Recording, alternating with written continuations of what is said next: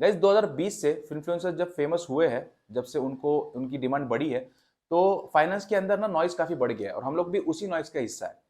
लेकिन काफ़ी सारे जो इन्फ्लुएंसर्स हैं वो अनाप-शनाप टिप्स देते रहते हैं। जैसे कि अगर आपको अपना पैसा 10 गुना करना है तो इस मीम कॉइन में डाल दो, या फिर अगर आपको एफडी से ज़्यादा रिटर्न चाहिए तो फिर पी2पी लेंडिंग में पैसा डाल दो। लेकिन इस वीडियो में मेरा मकसद रहेगा कि मैं आपको ना 90% आपकी फाइनेंशियल प्लानिंग करके दूँ इस वीडियो के थ्रू, और 90% लोगों से आप आगे बढ़ जाओ। तो मैं आपको 6 से 7 ऐसी चीज़ें बताऊँगा जिससे आप टॉप 1% कैटेगरी में आ जाओगे। लेकिन यहाँ पर मैं आपको एक चीज़ बताना चाहूँगा, आपको इस वीडियो को एंड तक काफ़ी ठीक से देखना पड़ेगा ताकि आपको सारी चीज़ें समझ में आएँ। और अगर आप सच में 99% लोगों से आगे टॉप 1% कैटेगरी में जाना चाहते हो, तो हमने हर एक टॉपिक में आपको जो बताऊँगा आज, उसके अंदर भी स्पेसिफिक डिटेल वीडियो हमने बना के रखा हुआ है, तो उसको भी अगर आप देखोगे, तो आप आई एम श्योर 100% आप 99% लोगों से आगे बढ़ जाओगे। अब मुझे पता है कि 8-10 मिनट की वीडियो में आपको आपकी पूरे लाइफ की फाइनेंशियल प्लानिंग करना थोड़ा-सा मुश्किल है, लेकिन मैं कोशिश करूँगा कि आप एटलीस्ट 99% लोगों से आगे बढ़ जाओ अपनी फाइनेंशियल प्लानिंग में। बात करते हैं सबसे पहले स्टेप की, जो कि आपका foundation, building your emergency fund. Emergency fund build करना बहुत ज़रूरी है, चाहे आपके इन्वेस्टमेंट चल रहे हो, लेकिन उससे पहले भी आपका इमरजेंसी फंड होना बहुत ज़रूरी है। मेरे दोस्त के केस में अभी-अभी देखा मैंने कि उसके पास इमरजेंसी फंड नहीं था, एंड उसको देख के मुझे बस इतना ही लगा कि अगर आपके पास इमरजेंसी फंड नहीं है ना, तो you are just one emergency away from going bankrupt. तो आपके पास इमरजेंसी फंड होना बहुत ज़रूरी है। क्या पता आपकी जॉब कब चली जाए, आपके घर में कोई अचानक से खर्चा आ जाए, या फिर आपकी कार खराब हो जाए, कुछ भी हो सकता है। तो ऐसे केस में ना आपके पास ये इमरजेंसी फंड होना बहुत ज़्यादा ज़रूरी है। अब ये इमरजेंसी फंड आपके पास कितना होना चाहिए, सबकी अलग-अलग राय है। कुछ एक्सपर्ट्स बोलते हैं कि 6 महीने का होना चाहिए, कुछ बोलते हैं 9 महीने का होना चाहिए। लेकिन मेरे हिसाब से मुझे लगता है कि आपके पास उतना इमरजेंसी फंड होना चाहिए कि आपको और आपकी फैमिली को थोड़ा पीस ऑफ माइंड मिल सके अगर कुछ होता है। जैसे कि मेरे केस में ये 12 महीनों का है, तो मुझे लगता है कि 12 महीने का जो मेरा खर्चा है वो पूरा निकल जाए, तो वो एक पीस ऑफ माइंड मुझे दे सकता है अगर कुछ हो भी जाता है तो। अब यहाँ पर ना एक छोटी-सी बात मैं आपको बताना चाहूँगा कि 50,000 मान लो आपका महीने का खर्चा है। अब जब आपके पास इमरजेंसी फंड इस्तेमाल करने की नौबत आएगी, कोई इमरजेंसी आ जाएगी, लेट्स सपोज़ कि आपकी खुदा ना खास्ता ऐसा ना हो लेकिन जॉब चली जाती है। तो यहाँ पर आप शॉपिंग, रेस्टोरेंट्स यहाँ जाओगे? ऑब्वियस सी बात है कि आप नहीं जाओगे। तो जो आप पर्सनल इमरजेंसी फंड जो अपना आप कैलकुलेट करोगे, वो टोटल एक्सपेंसेस देख के मत करना। जितने आपके बेसिक एक्सपेंसेस है, उनको देख के कैलकुलेट करना। नहीं तो होगा क्या कि आप टोटल एक्सपेंसेस देखोगे कि मेरा हर महीने का इतना खर्चा होता है, और उसको मल्टीप्लाई कर दोगे 12 से, तो ऐसा नहीं है। आपका जो बेसिक एक्सपेंस है कि अगर कुछ ऐसी नौबत आ भी जाती है, तो इतना पैसा तो मेरे पास होना ही चाहिए जिससे मैं बाकी तो सब कंट्रोल में ला सकता हूँ, लेकिन ये जो जिसके लिए पैसा कटना ही कटना है, उतना पैसा आप साइड में निकाल के रख सको। आप लोग सोचोगे कि इसको रखना कहाँ है? तो यहाँ पर आपको 3 चीज़ें देखनी बहुत ज़्यादा ज़रूरी है। सबसे पहले आता है स्टेबिलिटी, फिर लिक्विडिटी और इन्फ्लेटिंग बीटिंग रिटर्न्स। यानी कि जहाँ भी आप रखो, वो पैसा बहुत वोलेटाइल नहीं होना चाहिए। जो जहाँ पर भी आप इन्वेस्ट करो, वो वहाँ पर ज़्यादा वोलेटिलिटी नहीं होनी चाहिए। फिर लिक्विडिटी, जब भी आपको पैसे की ज़रूरत पड़े, आप ईज़िली उसको निकाल पाओ। और इन्फ्लेटिंग बीटिंग रिटर्न्स मतलब आपका जो पैसा है, वो उसकी जो वैल्यू है, वो समय के साथ कम नहीं होनी चाहिए। अब ऐसे में ना आप स्टॉक मार्केट तो छोड़ ही दो, ये तो ऑप्शन आउट ऑफ हमारा मतलब लिस्ट के अंदर से हट जाता है। लेकिन यहाँ पर आप 3 मतलब डिवाइड कर सकते हो अपनी इन्वेस्टमेंट को। जैसे कि 50 टू 60% आप किसी अलग सेविंग्स अकाउंट में रख सकते हो with auto sweep facility enabled. यानी कि ऑटो स्विप फैसिलिटी अगर आप एनेबल कर दोगे अपने बैंक में जाके, तो फिर जो आपका सेविंग्स अकाउंट है, वो भी आपको एफडी की तरह रिटर्न देगा। उसके बाद जो 30 से 35% है वो आप लिक्विड फंड्स में रख सकते हो। लिक्विड फंड्स बहुत मतलब कम वोलेटिलिटी होती है, ऑलमोस्ट जीरो वोलेटिलिटी रहती है, और बहुत रिस्की नहीं है, बहुत कम रिस्की है। यहाँ पर 30 से 35% अमाउंट आप वहाँ पर रख सकते हो, क्योंकि यहाँ पर आपको एफडी जैसे रिटर्न मिलेंगे। कई बार एफडी से ज़्यादा भी मिल सकते हैं, लेकिन जो रिस्क है वो बहुत कम है। और उसके बाद जो 10% है उसको एज अ कैश या फिर गोल्ड कॉइन्स के फॉर्म में रख सकते हो, क्योंकि इमरजेंसी फंड में होता क्या है कि आपको वर्स्ट केस सिनेरियो लेके चलना होता है। तो अगर आपकी बैंकिंग सिस्टम वगैरह सब डाउन हो जाए, तो ये 10% का जो आपका अमाउंट है वो साइड में होना चाहिए, कि जब कुछ भी काम ना आए तो एटलीस्ट ये 10% आप इस्तेमाल कर सको। तो हम लोग बात करते हैं स्टेप नंबर 2 की, जहां पर आता है हेल्थ इंश्योरेंस। अब एक बार आपका इमरजेंसी फंड बनना शुरू हो जाए या फिर बन के तैयार हो जाए, उसके बाद जो सेकंड स्टेप आपको लेना है वो है हेल्थ इंश्योरेंस। यहाँ पर जितने भी लोग हैं जो कॉर्पोरेट में काम करते हैं, उनको लगता है कि हमारी कंपनी ने तो ऑलरेडी हेल्थ इंश्योरेंस निकाल के रखा हुआ है, तो हमें क्या जरूरत है। लेकिन ये सबसे बड़ी गलती हो सकती है, क्योंकि क्या होगा अगर कल को आपकी जॉब चली जाए, या फिर अगर हो सकता है कि 55-60 की एज में जब आप रिटायर होंगे, तब आपको कोई भी कंपनी हेल्थ इंश्योरेंस नहीं देगी। तब क्या होगा अगर आपको कोई ऑलरेडी इलनेस हो चुका है, तब आपका प्रीमियम भी बढ़ेगा और आपको कोई इंश्योरेंस देगा भी नहीं। तो इस केस में आपको एक अलग से जो हेल्थ इंश्योरेंस लेना है वो एक नॉन नेगोशिएबल चीज बन जाती है। आप लोग सोचो कि कितने का कवर हमें लेना चाहिए, तो यार 5-10 लाख का कवर जो है वो अब बहुत पुरानी चीज हो चुकी है, क्योंकि अब आपको कोई भी सीरियस इलनेस हो जाती है छोटी मोटी भी, तब भी 5 से 7 लाख का बिल तो क्रॉस हो ही जाता है। तो ऐसे में अगर आप टीयर 1 सिटी में रहते हो तो एटलीस्ट 20 to 25 लाख का कवर आपके पास होना चाहिए, और अगर टीयर 2 में रहते हो तो 10 से 15 लाख का तो होना ही चाहिए। और काफी सारे लोग सोच रहे होंगे कि आपको फैमिली फ्लोटर प्लान लेना चाहिए या फिर इंडिविजुअल पॉलिसी लेनी चाहिए। तो यहाँ पर सिंपल सी बात ये है कि अगर आपकी फैमिली में सब लोग हेल्दी है तो आप फैमिली फ्लोटर के साथ जा सकते हो, या फिर अगर आपकी फैमिली में किसी को भी शुगर, बीपी, डायबिटीज ऐसे कोई बीमारी है तो फिर यहाँ पर आपको अलग से प्लान के लिए जाना चाहिए, क्योंकि फिर आपका भी उनके साथ प्रीमियम बढ़ जाएगा।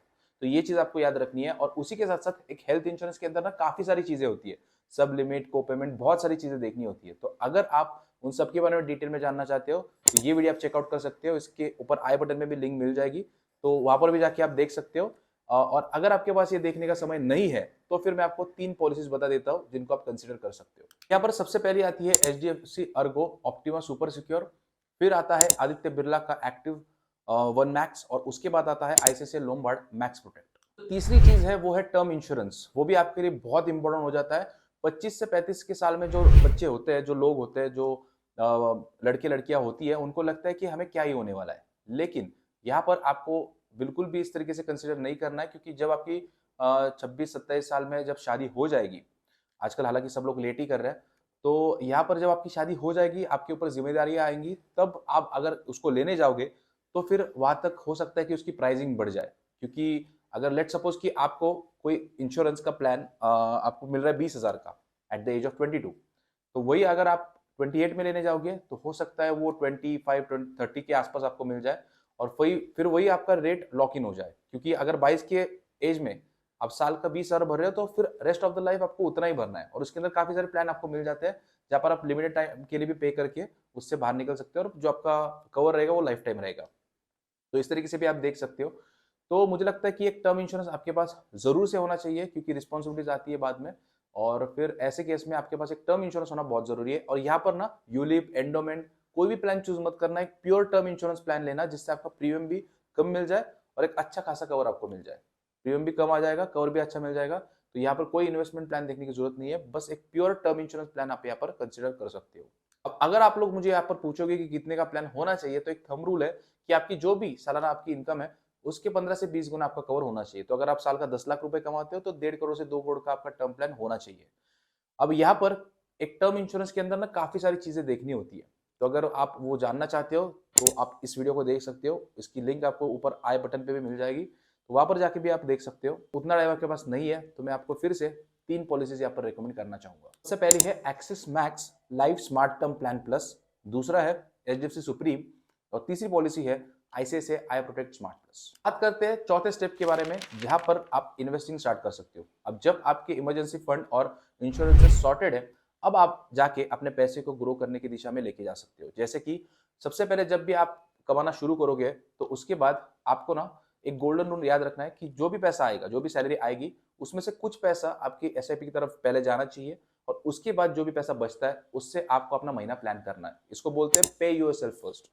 अब यहाँ पर कितना पैसा आपको निवेश करना है ये सब तो हम लोग देखेंगे ही, लेकिन कैसे करना है इसको समझते हैं।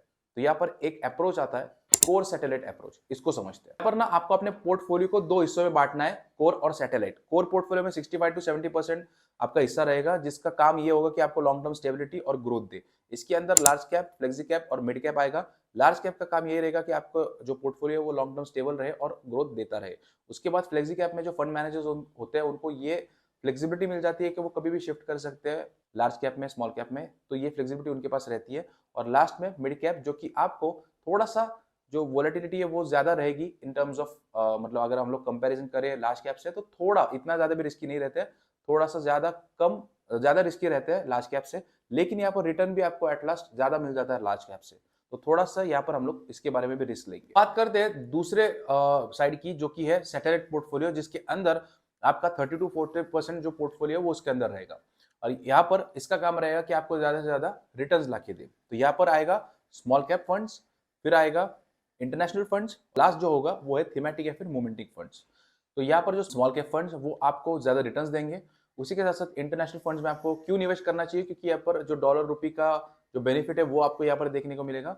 और उसी के साथ-साथ आपको यहाँ पर थीमेटिक फंड में भी निवेश करना चाहिए, क्योंकि उससे भी आपका जो रिटर्न है वो अच्छा खासा यहाँ पर ओवरऑल आपका जो पोर्टफोलियो है, तो इस तरीके से आप अगर उसको बैलेंस करोगे तो लॉन्ग टर्म में ये आपको ग्रोथ भी देगा और स्टेबल भी रखेगा। तो अभी जो हमने पूरे सेटअप की बात करी, ये आपको 12 से 15% का रिटर्न दे सकता है सालाना। लेकिन यहाँ पर मैं एक बात कहना चाहूँ कि जो मोमेंटम फंड्स के बारे में मैंने बताया, ये हाई रिस्क रिवॉर्ड होते हैं, तो इसको अगर आप समझते हो तभी आप इसको कंसिडर करना। बाकी इसके ऊपर भी हमने एक डिटेल वीडियो बना के रखा हुआ है, तो वो भी आप हमारे चैनल पे जाके चेक कर सकते हो। पांचवा स्टेप है वो है रियल एस्टेट। अब आपने सुना ही होगा कि बेटा अपना घर तो होना ही चाहिए, तो ये एक बहुत ही बड़ा डिसीजन होता है हर एक बंदे के लाइफ में। तो यहाँ पर अब आपको ये समझना पड़ेगा यहाँ पर कि दो तरीके के घर होते हैं। एक वो होता है जहाँ पर आप अपने फैमिली के साथ रहने वाले हो, वो आपको सिक्योरिटी देता है, स्टेबिलिटी देता है। और दूसरा होता है जहाँ पर आप पैसे डाल के इन्वेस्ट करना चाहते हो ताकि आपको कुछ ना कुछ रिटर्न मिल सके। तो अगर आप खुद के लिए घर खरीदना चाहते हो अपने फैमिली के साथ रहने के लिए, तो ये इमोशनल डिसीजन हो सकता है और इसके लिए आपको ठीक से प्लानिंग करनी चाहिए। तो अगर आप 25 साल के हो तो तब क्लैरिटी हमें उतनी रहती नहीं है कि आगे जाके हो सकता है कि बच्चे हो जाए, शादी हो जाए, फिर डिसीजन चेंज हो जाते हैं और ऐसा लगता है कि काश मैंने तब वहाँ पर घर खरीदा ना होता, तो आज मैं दूसरी जगह पे खरीदता जहाँ पर आप, क्योंकि प्रायोरिटीज़ हर बार चेंज होती रहती है। तो मुझे लगता है कि जितना हो सके उतना लेट ही आप घर के लिए प्लान करिए और ठीक से इसको प्लान करना बहुत ज़्यादा ज़रूरी है। दूसरी चीज़, अगर आप इन्वेस्टमेंट के लिए घर देखना चाहते हो तो मुझे यहाँ पर एक थोड़ा-सा लूपहोल लगता है कि हर किसी के लिए 50 लाख 1 करोड़ अफोर्ड करना बहुत मुश्किल हो जाता है घर के लिए। तो ऐसे में ना आप रिट्स को कंसीडर कर सकते हो। ये एक मॉडर्न तरीका है रियल एस्टेट में इन्वेस्ट करने का। यहाँ पर होता क्या है कि जब आप एक REIT खरीदते हो तो आप किसी बड़े से प्रॉपर्टी में एक छोटा-सा हिस्सा खरीद रहे हो, ऐसा होता है। इसमें निवेश करने के ना 2 फायदे हैं। सबसे पहले ड्यूअल इनकम।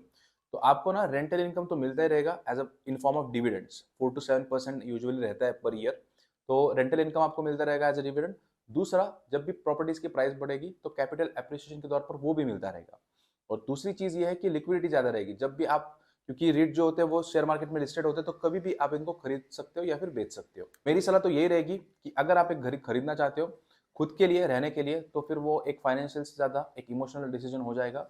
और दूसरी चीज, अपने 30s तक कोई इन्वेस्टमेंट करना चाहते हो प्रॉपर्टी के अंदर, रहने के लिए नहीं लेकिन इन्वेस्टमेंट करना चाहते हो, तो फिर यहाँ पर आपको, मुझे लगता है कि थोड़ा सा लेट 30s तक इसको एक्सपैंड कर देना चाहिए और उसके बाद सोचना चाहिए।